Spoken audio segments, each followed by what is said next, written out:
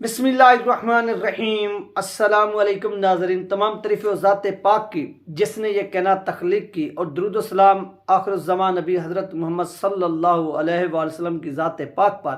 جن کی وجہ سے یہ کائنات تخلیق کی گئی۔ ناظرین، آج کی ویڈیو میں ہم بات کریں گے پیر افضل قادری صاحب کی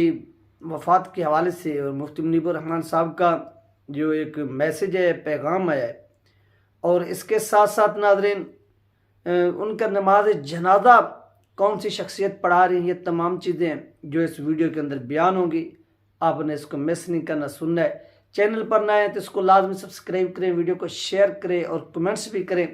جتنے بہن بھائی دیکھ رہے ہیں، یہ آپ سے ریکویسٹ ہے۔ سب سے پہلی بات ناظرین،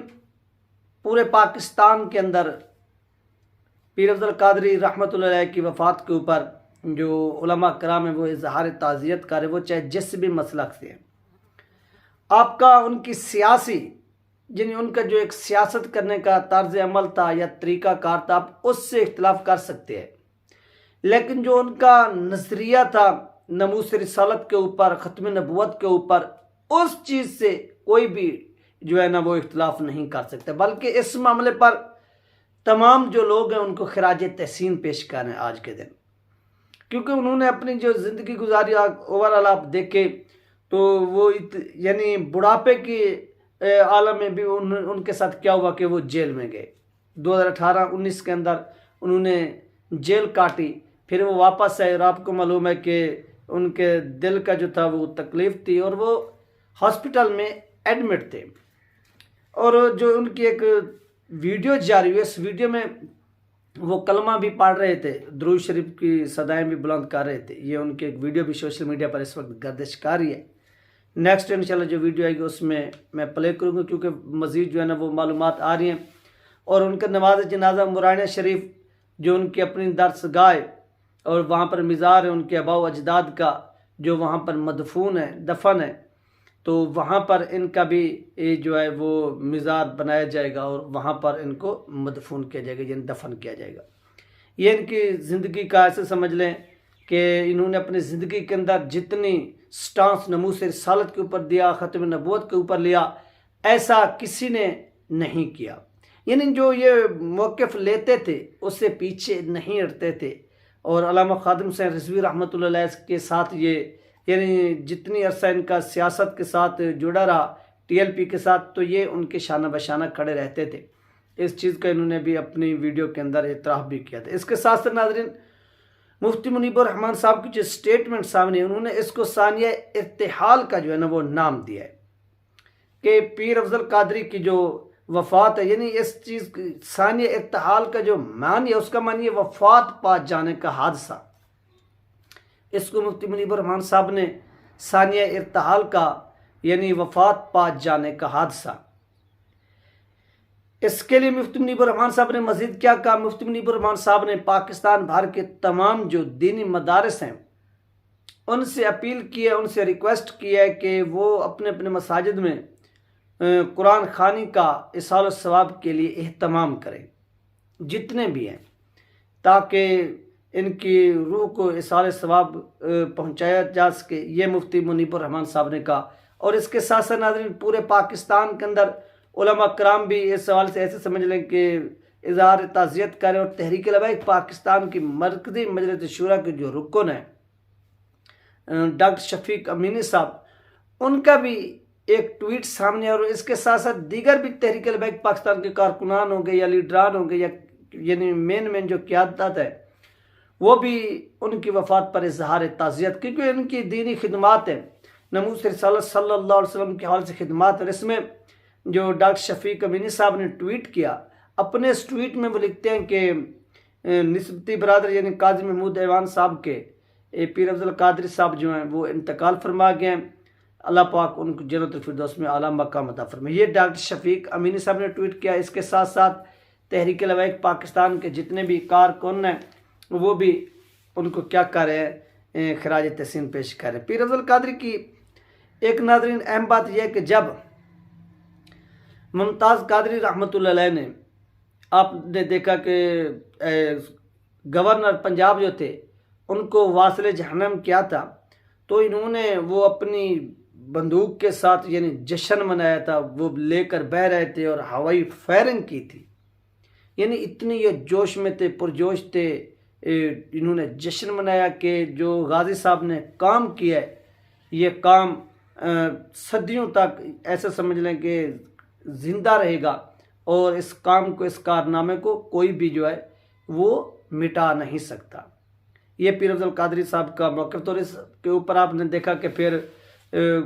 پاکستان بھر میں جلسے ہوئے، جلوس نکالے گئے، ریلیاں ہوئیں، اور ان کی وفات کے بعد ان کے 40ویں کے اوپر کیا کیا گیا ناظرین، ان کے 40ویں کے اوپر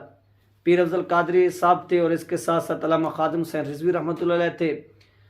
اور بھی تحریک لبیک پاکستان کی دیگر اہم ترین شخصیات تھیں، اور اس موقع پر کیا کیا گیا، تحریک لبیک پاکستان کی بنیاد رکھی گئی۔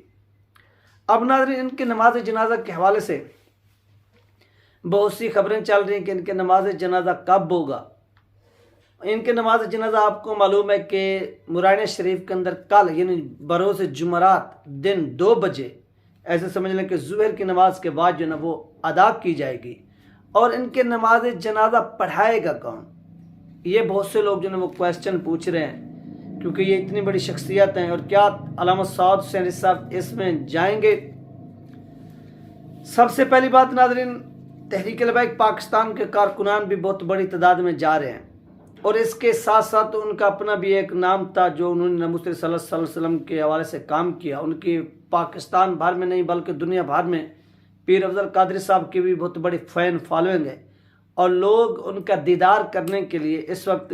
قطاروں میں یعنی آ رہے ہیں، اور ان کا جو ہے وہ دیدار کر رہے ہیں، یعنی پیر افضل قادری رحمۃ اللہ علیہ کا دیدار کر رہے ہیں، آخری ان کو رخصت کر اس دنیا سے۔